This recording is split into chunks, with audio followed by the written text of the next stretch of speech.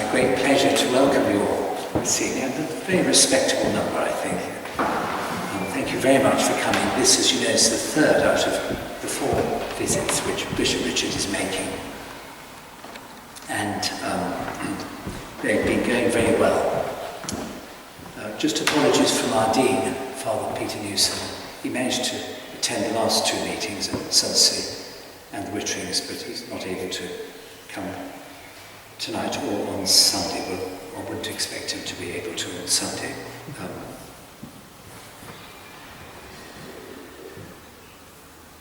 Often when there are gatherings, meetings and things in a church, the Blessed Sacrament is sort of transferred into the safe or the sacristy.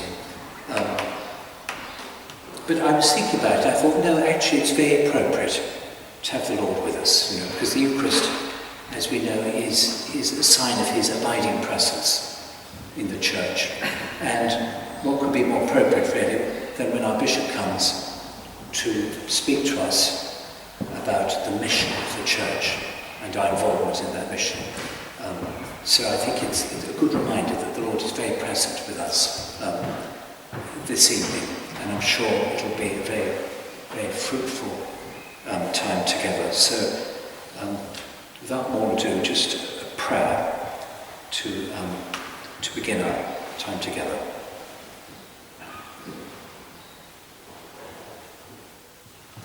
Lord, through our baptism, you have called us to be your followers and heralds of your gospel. Open our hearts and minds to your Spirit and make us attentive to your word. Fill us with love and zeal to build up the church and to increase your kingdom on earth. Make us humble and generous in sharing our gifts and our time. Deepen our trust and make us ever more aware of your presence in our daily lives. Increase in each one of us the desire to become the person you want us to be. We make all our prayers through Christ our Lord. Amen. Our Lady of the Assumption, Pray for us. St Philip Howard, Pray for us. St Richard of Chichester. Pray for us. In the name of the Father, and of the Son, and of the Holy Spirit. Amen.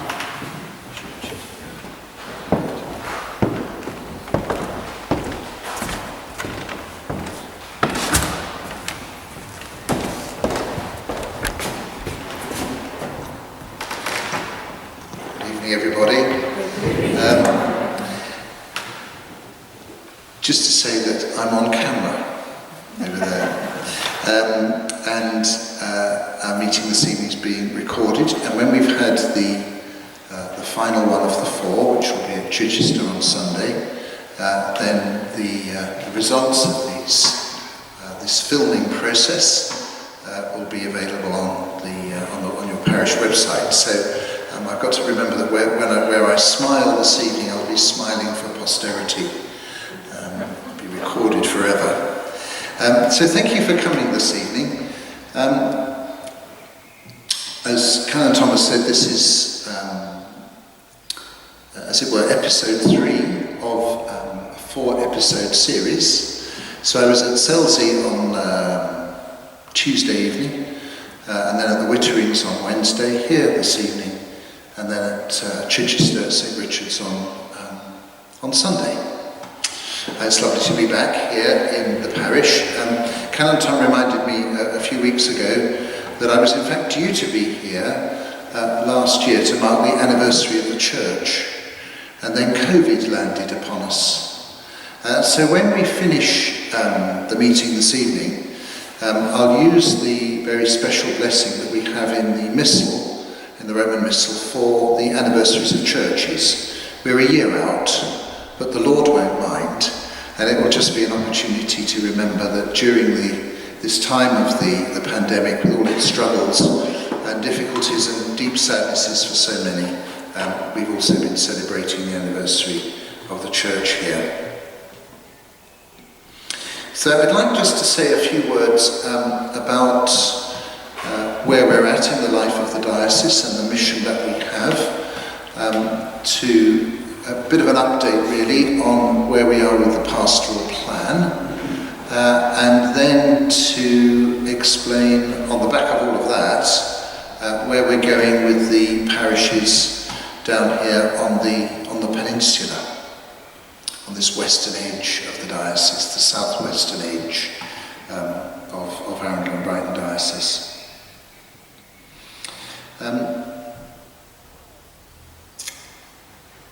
One of the key things that we need always to keep our minds fixed upon in our lives as Christians, as Catholics, is the mission that the Lord has given to us.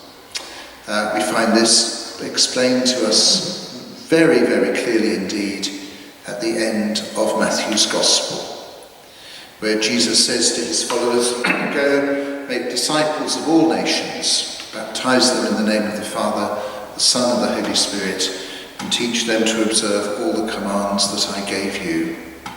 So that's the task we have, each and every one of us, as individuals called by the Lord and as the community of the Church.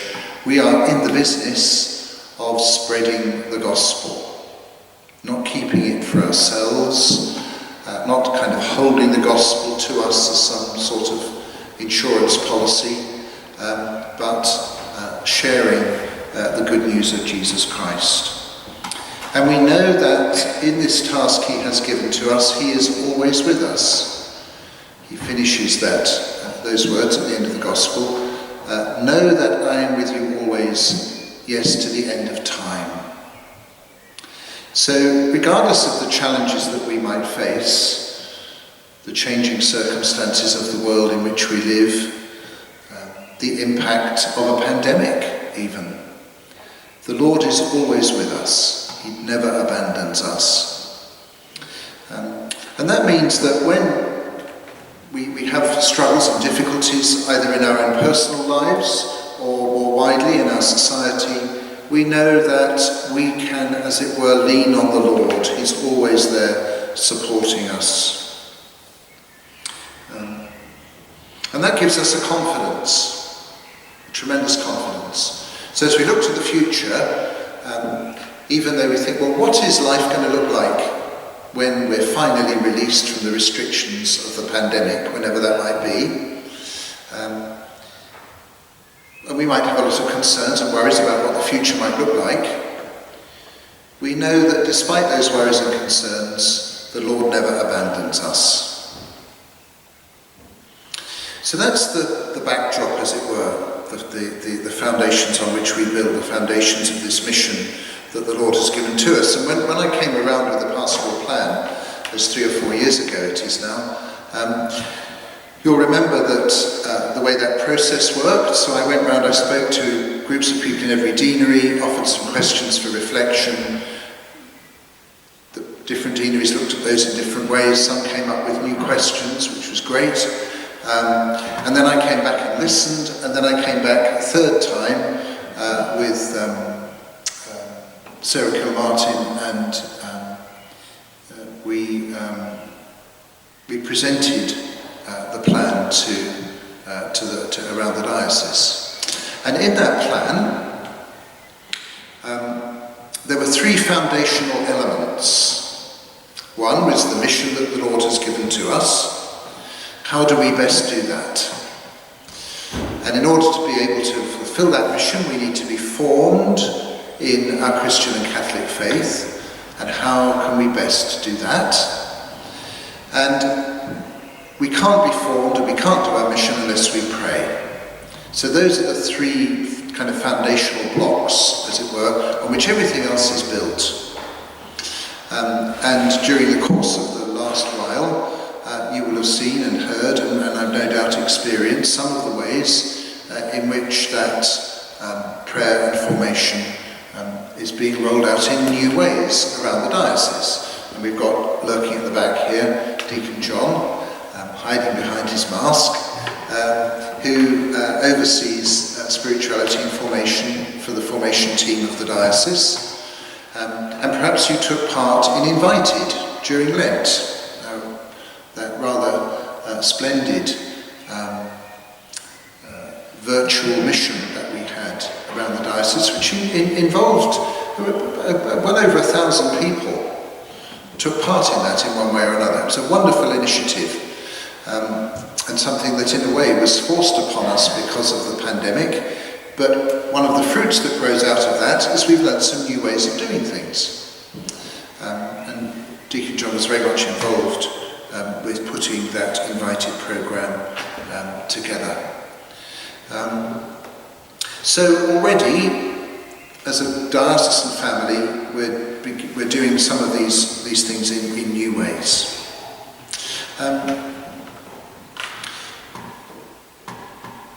Now, one of the things that also came out of the diocesan plan is what I've called the Clergy Youth Group. Now, the Clergy Youth Group is overseen by our Vicar General, Canon Jonathan Martin. And the Clergy Youth Group consists of those priests who will be 65 years or under in 2030. And Canon Jonathan is one of those. He's one of the youth group. And there are 25 of them. Now, that you might think, oh dear, that sounds bleak. It's not so bleak as all that. We've got some students in the seminary at the moment, and the seminary rector, Monsignor Jerry Ewing, sent me their reports at the end of this academic year, and they're all doing very well. He regards, and the seminary formation team regard our Aaron and Wright contingent as very strong candidates doing very well in their formation.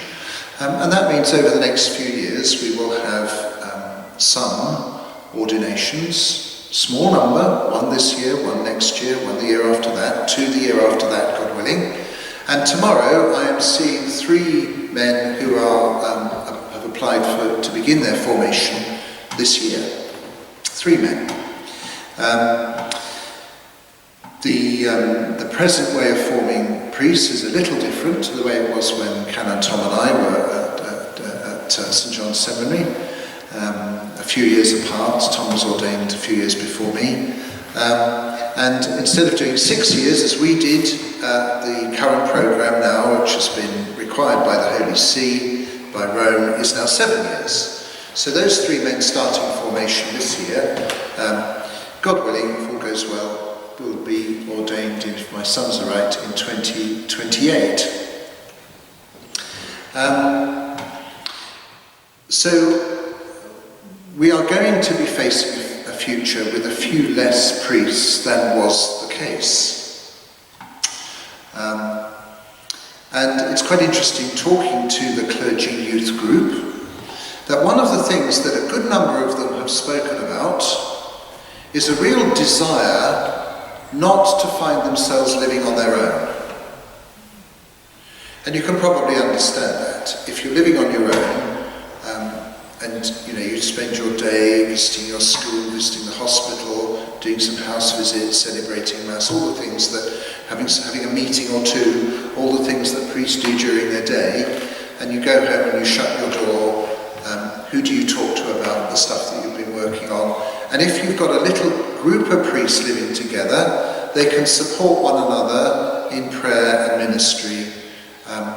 And when there are going to be a few less of us around and we're more spread out, living in little communities like that could be a real source of strength.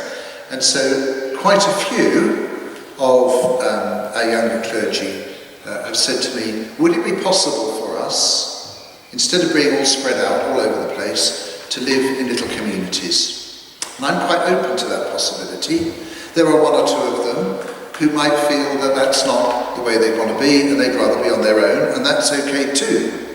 I live on my own, apart from 2 cats, and it suits me personally to live that way. I've got the chapel in my house and it's rather wonderful, and I really appreciate the silence and things when I get back to my house. Whenever I get back this evening, that time of silence is very important to me. But there are a lot of us, and this is, as I say, being expressed very much by our younger clergy, who want to live in little communities. So looking to the future of the diocese and how we do things here on, I as the bishop got to think to myself with the help of others, don't just do this all on my own, but I'm ultimately responsible for it, so I've got to think to myself, how can we make this happen for our younger priests so that they are supported and nourished in their priesthood and therefore able to give the best possible pastoral care to our people? And similarly, how can we best do a bit of restructuring here and there so that the mission of the church, going back to where I started, can be best carried out?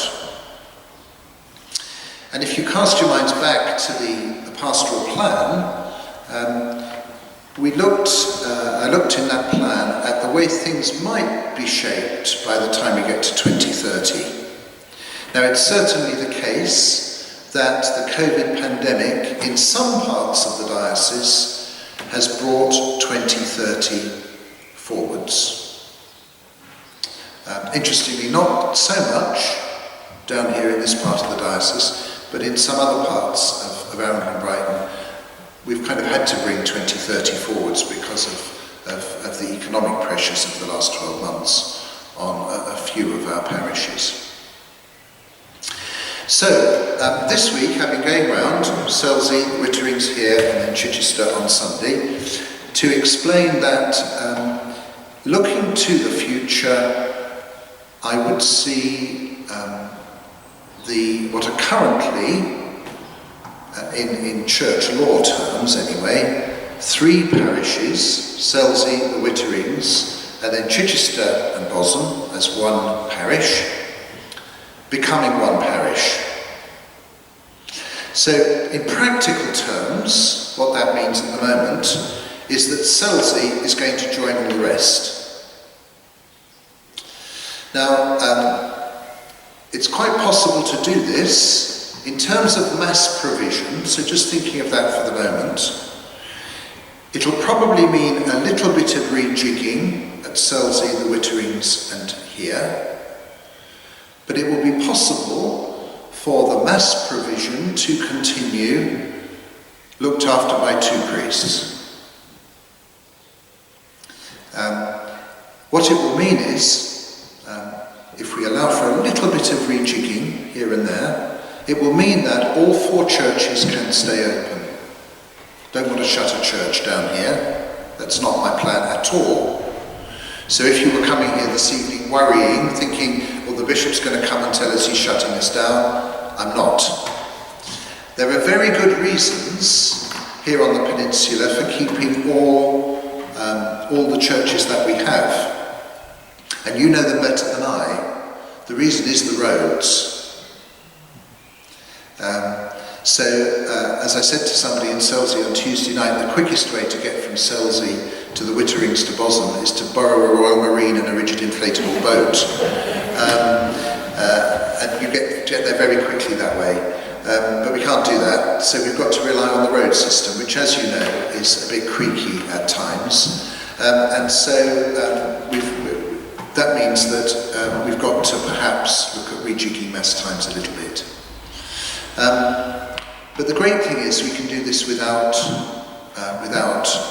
shutting any churches. The other thing is that in Selsey, it kind of shows itself most clearly in Selsey at the moment.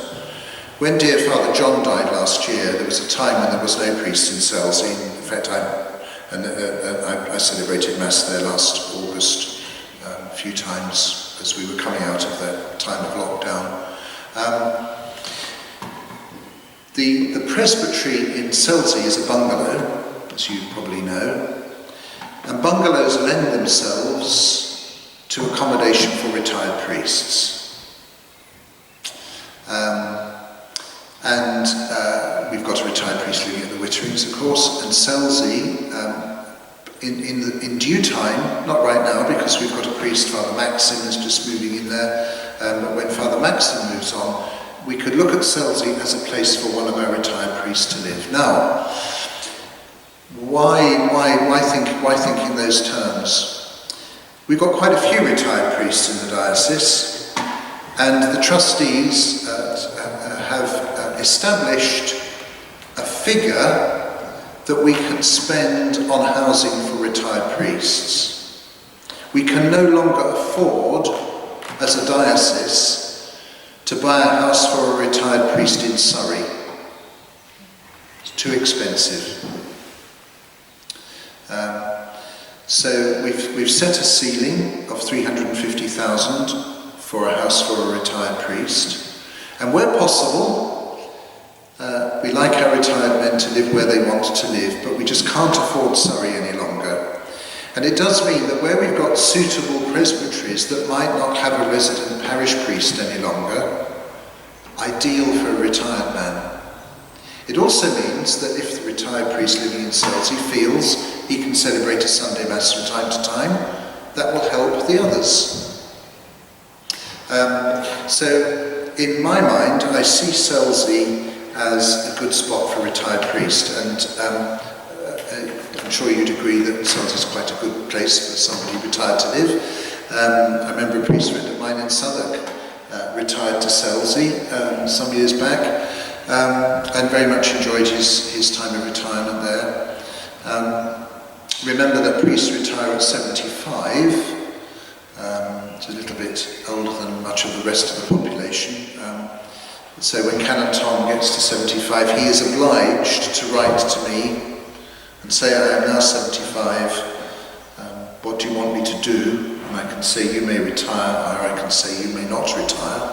And I have to do the same to the Pope. I have to write to the Pope when I'm 75 and say to the Holy Father, I'm 75, do you want, may I retire? And he can say no. So at 75 it's fair, I'm sure you'd all agree, that a priest can live a slightly quieter pace of life then, which means that having a retired priest around the place is fantastic, but I would never want us to rely on them, because in retirement you could say, look, I'm going fishing in Ireland for a week, I'm going to visit a priest friend in the Outer Hebrides, and I'm not going to be here. And when you're retired, why shouldn't you be allowed to do that? But it does mean, potentially, that there could be a little bit of help here and there for probably 2 priests living in Chichester from maybe a retired priest living in the bungalow in Selsey. So that's what the future looks like. Now, how's this going to work out practically? Well, the first thing is that after the meeting on Sunday, I shall decide when the parishes will conjoin. And I'll fix a date for that, probably a bit later this year. Now, you might say to me, quite rightly, well, in practical terms, it doesn't really make much difference to us in Bosham. And actually, that's quite true at one level, because you're already part of the Chichester parish. But in terms of the mission on the peninsula, it will become one united parish. If we set the date when that starts, when that happens, then over a period of time, the other things can be worked out. Mass times, how do we manage finance committees, all those kinds of things can be worked out at a slightly slower pace. And the fact that we've got Father Maxim Pratt coming to live in Selsey for a bit will help that period of transition. So that's how it will work out. As I say, the situation for all of you here in Bosham is slightly different to the Witterings and Selsey, because you are already part of the Chichester parish. But I felt it was really important to come to all of the communities that will be part of this one parish, so that you know what the plan is.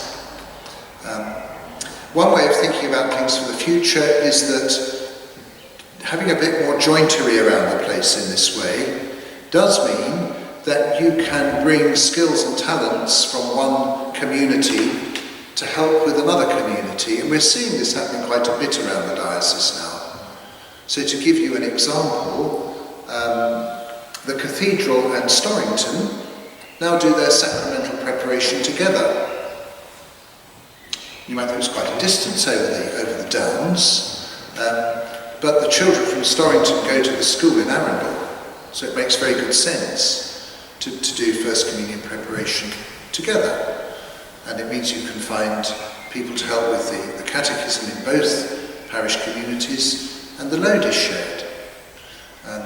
And so beginning to think increasingly in those terms into the future will make the mission of the church in this part of our diocese all the stronger.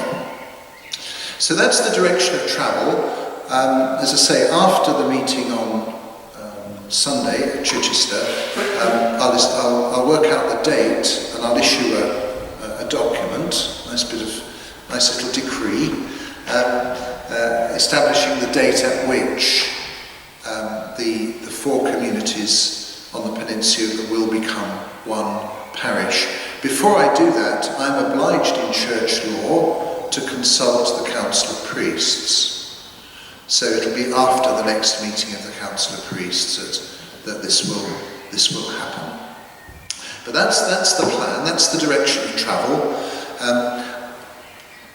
Looking at it slightly from the outside, in terms of the community here at Bosham, the thing that we will need at some stage to think about, with the help of Canon Tom and Father Sebastian and others, is probably looking slightly at your Mass times. At least at the weekend. But as I say, that can be worked out in slightly slower time.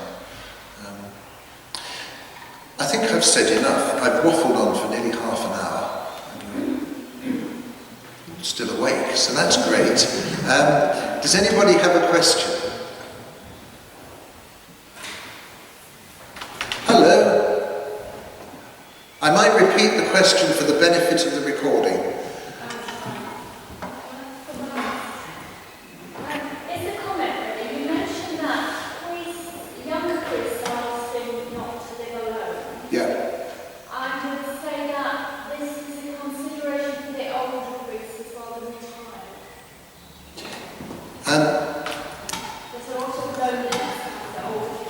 Yes, it is for some. Sorry, the question there was, is loneliness an issue for retired men as well? It's a very good point. And when I presented the pastoral plan, I remember there was a comment in one of the parishes, perhaps we should build a home for our retired priests. Most of our priests coming up for retirement would run a mile from a retirement home of any sort, actually. And the reason is, those of us of our generation, and I say our because I'm only 12 years off now myself, but those of us of our generation, we've lived most of our priesthood in a way that we're not so used to living in community. And so suddenly finding ourselves, for a lot of us, would be very difficult. We'd find that not very easy to do, actually. Again, if we've got our older fellows are saying we'd like to live together, then I'm open to that as well. None of them are clamouring at the doors for me to establish a kind of sunrise home for clergy.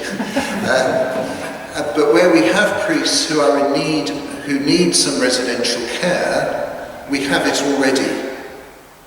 So we've got 3 priests living in Littlehampton at St Joseph's.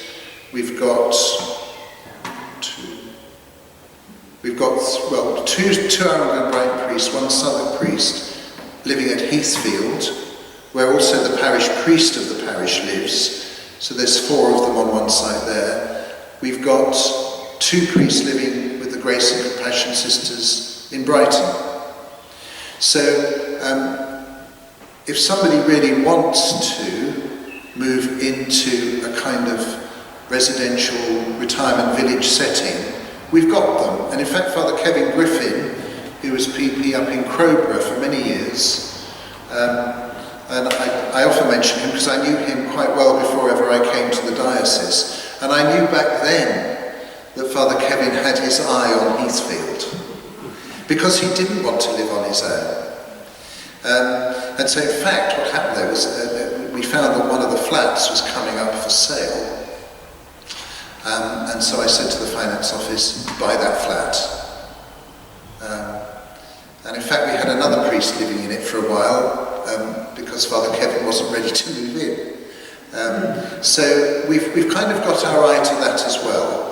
And we're blessed in the diocese, actually, to have the home in Littlehampton for those who need kind of nursing care. And then we've got a residential home in Brighton, and then the retirement village in Heathfield, all of them run by religious, all of them with churches and chapels in them.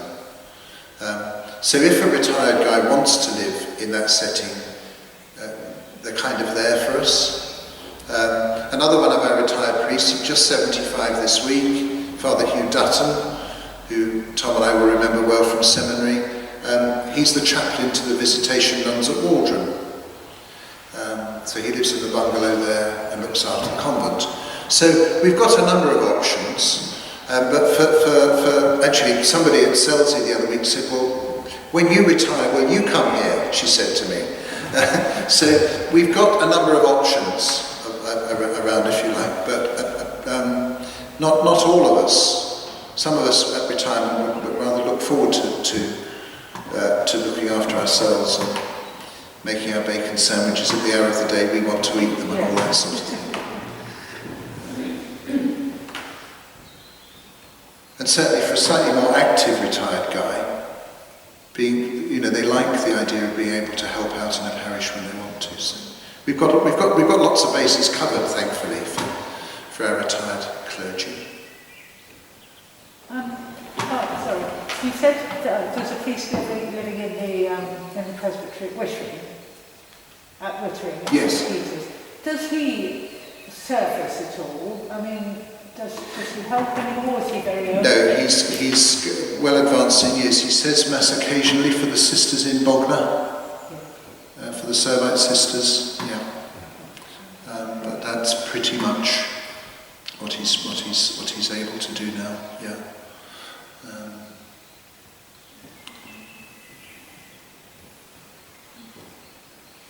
Any other questions? No. Hello. Yes, right. Okay. In terms of mission, it's a very difficult thing. It's obviously, I think we know the outlook we should have, but what you do about it is quite difficult, isn't it? It is. Yeah. Okay, I'll try. So the question there was, very valuable and absolutely spot on comment is, what do we do about the mission? How do we do it? Perhaps I'll get Deacon John Harmon to come and answer that question as a member of our formation team, but he's hiding even more behind his mask and looking and doing this to me now. No, I think it's a complex question in a way, because the way you carry out the mission, say, in a Crawley type parish, which is, we've got a religious community there, the Augustinian Fathers now, coming to the diocese, they look after Crawley, and they've got all there's the Friary, Pound Hill, St Bernadette's, the Ecumenical Church. They've got 5 churches in Crawley that they look after between the 3 of them, in an urban setting where they've got a secondary school and 2 primary schools in the parish, the possibilities and circumstances are very different to those in rural areas. And certainly, if you look at the peninsula here, because of the transport, that brings about other challenges.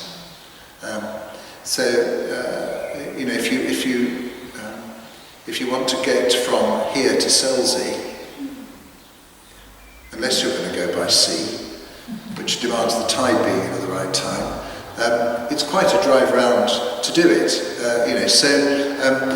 So the challenges here are different to those in more urban areas, but there are also, I suggest, some interesting possibilities that arise from being in smaller communities.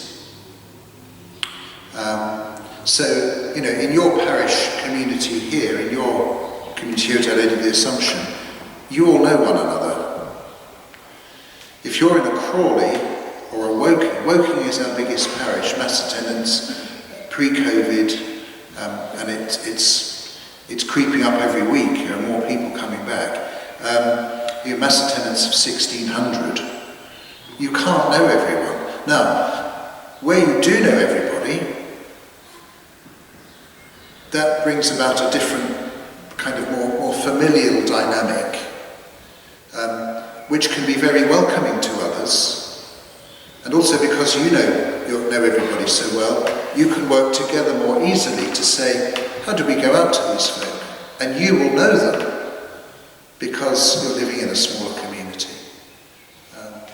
Now, you haven't heard the pastoral letter yet, but we've got a pastoral letter coming this weekend, which I wrote for Corpus Christi as an opportunity to invite people back to Mass. Now, you might say, well, we're at Mass, so why do we need to listen to the letter?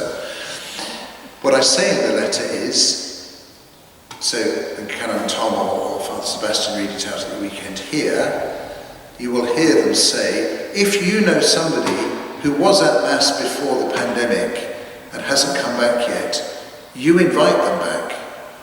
If you know somebody in your street who says, COVID's been really difficult for me, and I've got all these big questions in my life, where's my life going? Invite them here.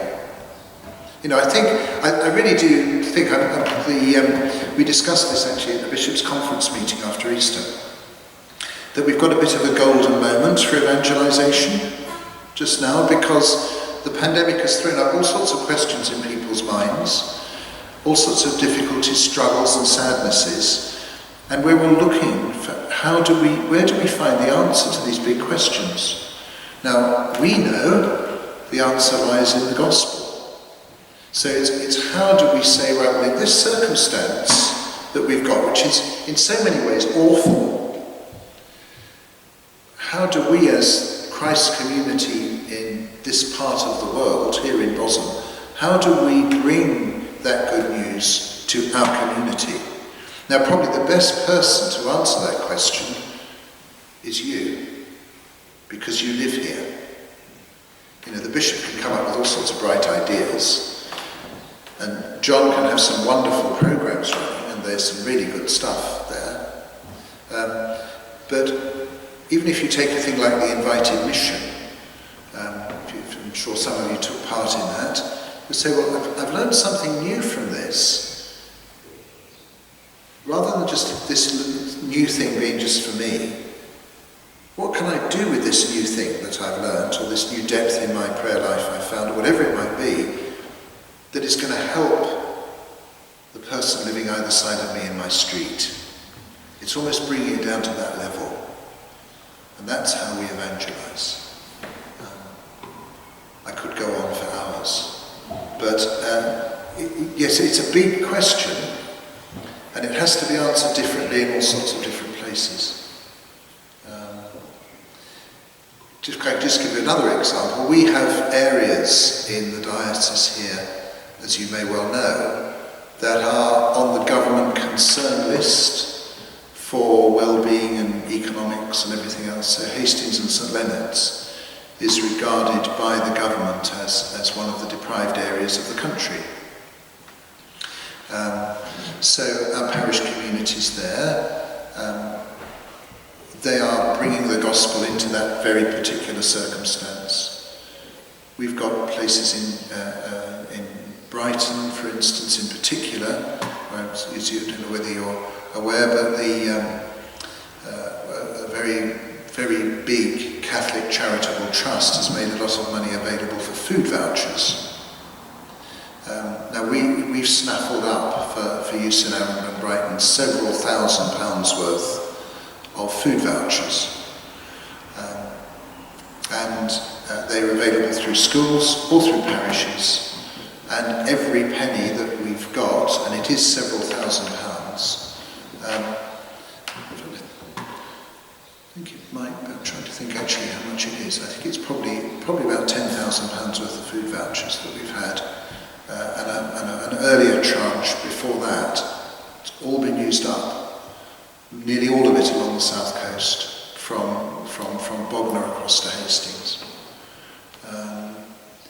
So, that's practical evangelisation. It's the church at work in a way, caring for the poor, which has been part of the church's mission since the Acts of the Apostles, right from day one. And so you evangelise in different ways in different areas.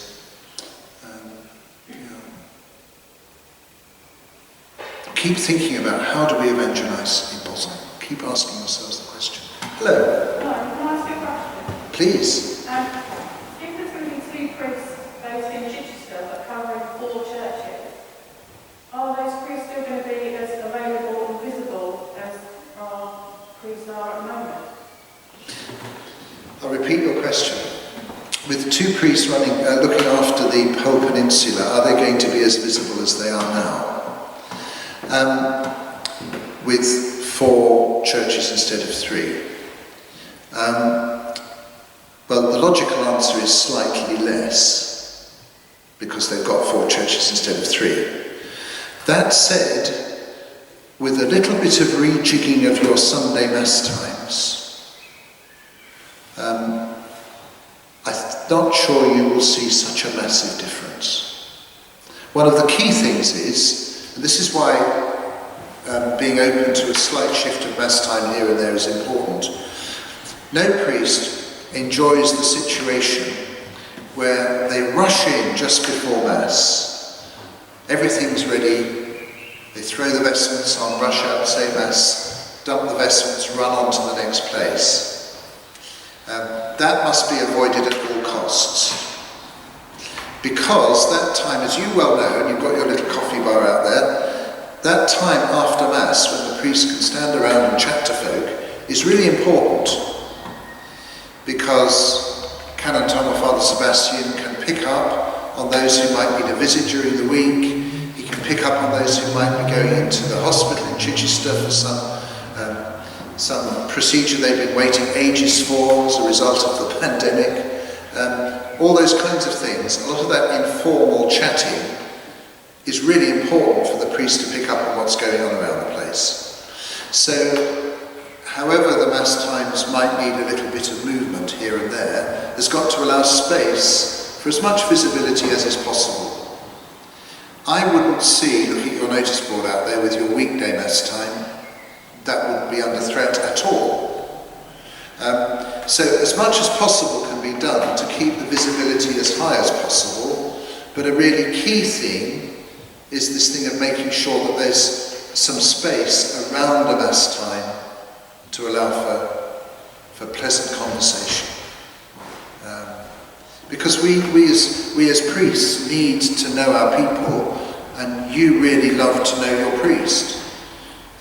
So we've got to make sure that time is sacrosanct, if you like. Yeah. Hello.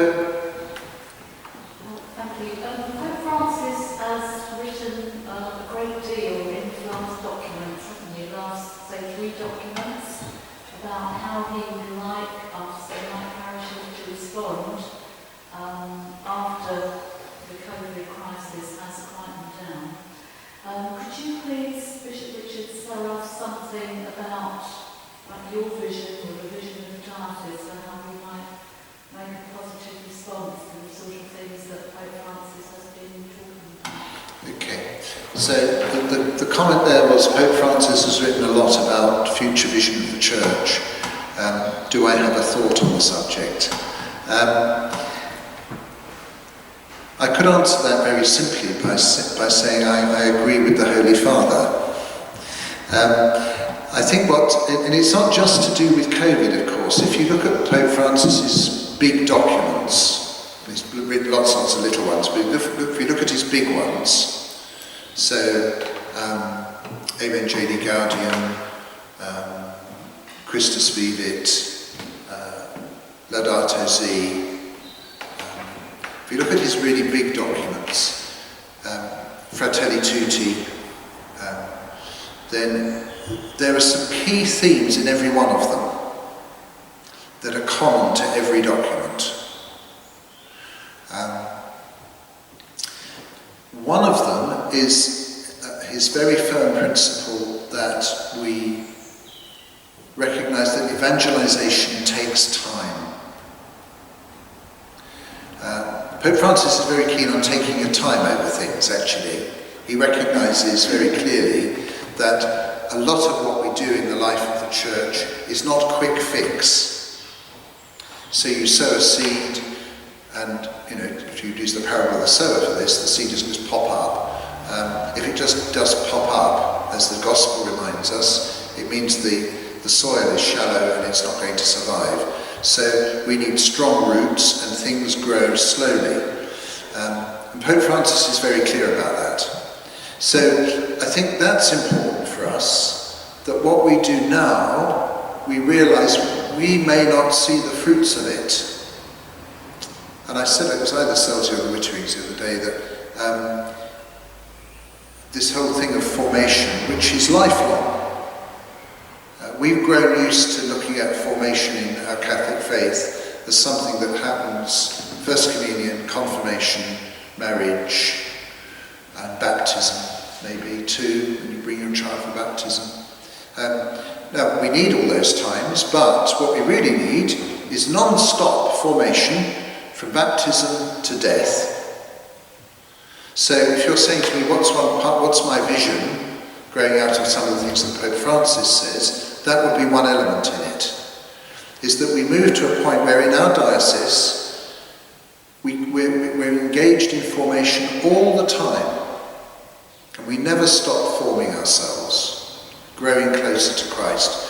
The better we're formed, the more effective will be our evangelisation. So that's one element, is this openness to ongoing, continual formation and deepening of our own faith, so that we're better able to pass it on to others. The other thing, and I spoke about this on, I did an interview, a podcast interview for the Guardian website, actually, when Fratelli Tutti came out.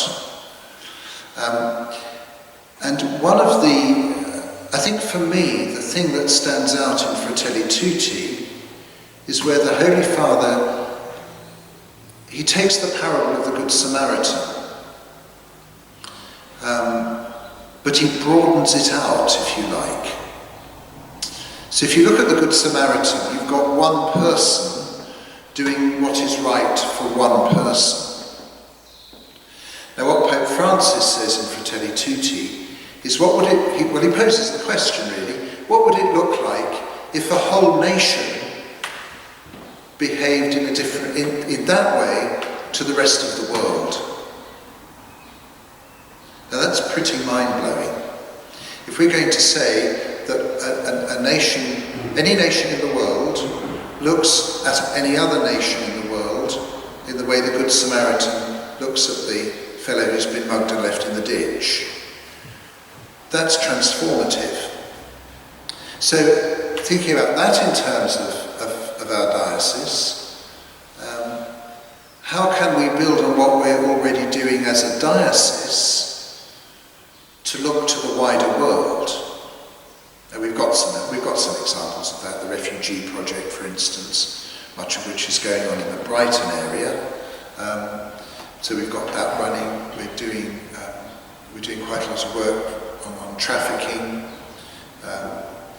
We've actually got now, and I'm not going to tell you where it is because I can't, but we have got a house in the diocese now that we've made available as a house of refuge for women who've been trafficked. And we're doing that in conjunction with the police. But I can't tell you where it is for obvious reasons. Just little examples. If you bring it closer to here, you might say, well, what would it look like if a whole parish community looked at their wider community through the eyes of the Good Samaritan? Or a deanery looking at the wider community with the eyes of the Good Samaritan? So that Fratelli Tutti message is a very strong and powerful one, and one that we can explore in all sorts of ways. And again, the formation team will assist us with all of that. The whole care of creation agenda, which I've spoken about a bit, And we've got a project running in the diocese for that already, and doing quite a lot of work we've got work on that going on in our schools as well. That's another thing, of course, that Pope Francis has spoken about. So there are some very key elements. His other big thing is recourse to the scriptures, and constant reading of the Word of God. And again, that's something which in small ways we're seeing around the diocese already, and we can build on. But I suppose without sitting down at a desk and writing you a nice paper, or trying to write you a nice paper on the subject, I suppose in terms of the parish life, it's this thing of, we're in the business of evangelisation. It's going to take time, and that's okay. And really, parish communities thinking, how can we best do this thing of evangelisation in the circumstances in which we are? And all of us, every one of us, recognising that we have a responsibility in that. Every one of us.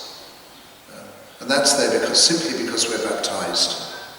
For no other reason than that. Any baptised person is in the business of evangelising others. And growing in our understanding of that is probably would be one of the key things that will be in my mind in terms of the future of the diocese. Hello. Going back to the mundane things, you mentioned a couple of times tweaking maths times. I'm sure you're deliberately being vague about it, because probably it's a work in progress. Is there any point at which we might know about that? Because I think last time is quite important, if you're trying to encourage families to come to Mass. Sure. And the time at which Mass happens in a parish is quite critical. You're going to have to tell me when you want your Mass time, actually, within reason. So what we're going to need to, once we put it this, let me put it this way. Me deciding when the four communities are established as one parish is, if you like, that's your starting block. That's where we begin from. Because we say, okay, this is the direction of travel. It makes that clear. What we can then do over a period of time, and Canon Tom, Father Sebastian, Father Maxwell, he's with us, a bit of help from me, Deacon John, and probably a little team of people that Canon Tom will bring together to look at this. We'll then have some time to say, how will this work best where we are? What's the best thing? How do we think this can work? Now, I can't really do that for you because I don't live here. I'm not faced with how long is it going to take me to drive from Selsey to Bosham. And some of it, just use the word mundane, some of the way you work those things out is pretty mundane, actually. So that's going to take a few discussions and conversations. So I will then be looking to the parish to say to me, look, we've thought about this, and this looks like the best way of doing things. Now, the way we do the Sunday Mass times, the only reason there's any reference to me at all for Sunday Mass times is, again, frightfully mundane. It's so we can get it in the diocesan directory. So that somebody, just to give you an example, Corpus Christi last night at the cathedral, there was a visiting priest there from Salford. Thought, I'll have a staycation, I'll go to Sussex. So he joined us for Corpus Christi last night. So the reason that changes to Sunday Mass times go through the diocesan office is so that we can get them not only into our own directory, but into the national directory and onto websites so that visitors know what's going on. So it is frightfully mundane, really. It's just what's best for the community. So allowing a bit of space to work that out is fine with me. We may say, let's try and get this sorted by next summer, for instance. just to pull a time out of the sky. But we've got some time to work it out. And as I say, with Father Max here, certainly, I think until next spring, that gives you not far short of a year to work out some of these mundane questions before we really face 2 priests plus maybe a retired man in Selsey here on the peninsula. So there's time to work those things out. But you are right, all of those questions have to be looked at quite seriously and say, well, what's the best way to provide the best possible provision in the communities that we've got? And we will have time to work that out. It's been quite interesting because part of the pastoral plan was a review of Mass times across the diocese. And I got a bit of a document done to help the deans look at that, and then the pandemic landed. I thought, forget it. Nobody wants to be trying to work this out at the moment. And I'm not sure, actually, on reflection, whether me doing it that way was the best way anyway, because there's going to be, in a number of different deaneries, conversations not dissimilar to the one here, and I think we'll be looking at things in sort of deanery pockets around the 11 deaneries of the diocese over the next while. Yeah. Hello. I just wondered, in your planning, whether you had considered having one central church for the peninsula rather than 4 of them. You know, whether we could achieve one central church and come to that rather than trying to spread around 4. Was that part of your thinking at all? It's an interesting thought, and it's a road I'm not going to go down. I'll tell you why. One is the cost, because although you might say, well, we could, if we were going to go for a super church, you might say we'd sell 4 sites to build one big church. I have looked at this in one other part of the diocese, and the sums didn't add up. So it's financially very, very challenging to do. The other thing is, again, particularly in an area like this where you've got quite distinct communities, there is a strength in those smaller communities which I think you lose at your peril. There's also the issue of transport, which particularly for older folk is difficult. And also there is a great merit, it's actually part of the work of evangelization in a way. If you have a church in a town centre or a village centre, the very presence of that building evangelizes. So if you think of where Tom is at St Richard's, you know, if I'm shopping in Chichester, it's not too far to go to light a candle and say a prayer. If I'm going to have to go out somewhere else onto a great big site that's perhaps not connected very much to anything, I probably wouldn't bother going. So, although there are some pluses in the mega church, they're phenomenal. The cost of buying the site alone would be very challenging. And then you've got to build something. Local authorities don't like you having too many parking spaces for anything anymore. I've encountered that in other projects elsewhere. So, although it can work in some settings, I wouldn't deny that, and we're certainly in America, for instance, there's been quite a lot of mega church building because you're in a society where everybody drives everywhere and they've got great big roads going everywhere.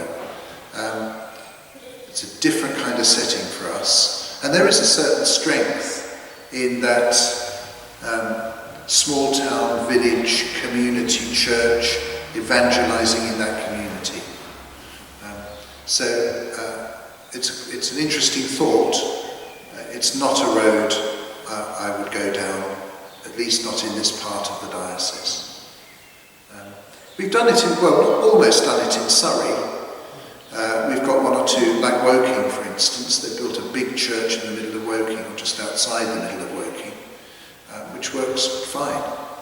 But down here, and just buying the land would be a massive and not easy undertaking. So I don't think it's a runner on the peninsula.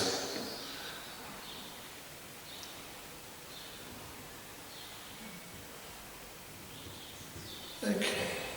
Well, thank you for coming out this evening. Very grateful.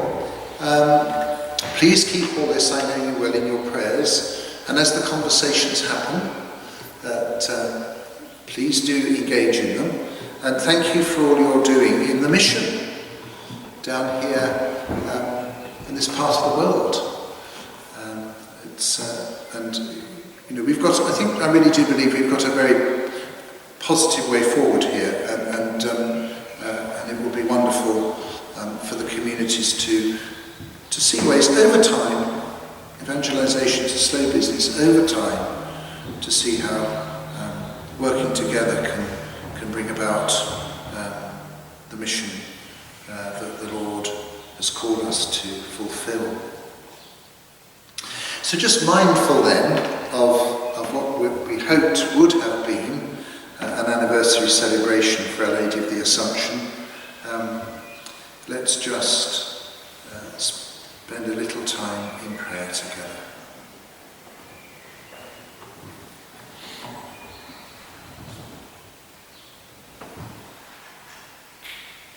God our Father, we thank you for calling us together as your community to be your people and to bring your good news into the world in which we live. Strengthen us in all that you call us to do. May everything we do begin with your inspiration, continue with your help, and reach perfection under your guidance. We make this prayer through Jesus Christ, who taught us to say, Our Father, who art in heaven, hallowed be thy name. Thy kingdom come, thy will be done on earth as it is in heaven. Give us this day our daily bread, and forgive us our trespasses, as we forgive those who trespass against us. And lead us not into temptation, but deliver us from evil. May God, the Lord of heaven and earth, who has gathered us together in this church, make you abound in heavenly blessings. And may he who has willed that all his scattered children be gathered together in his Son, grant that you may become his temple and the dwelling place of the Holy Spirit. Thus may you be made thoroughly clean, so that God may dwell within you, and you may possess with all the saints the inheritance of eternal happiness. And may the blessing of Almighty God, Father, Son, and Holy Spirit come down on you now and remain with you forever.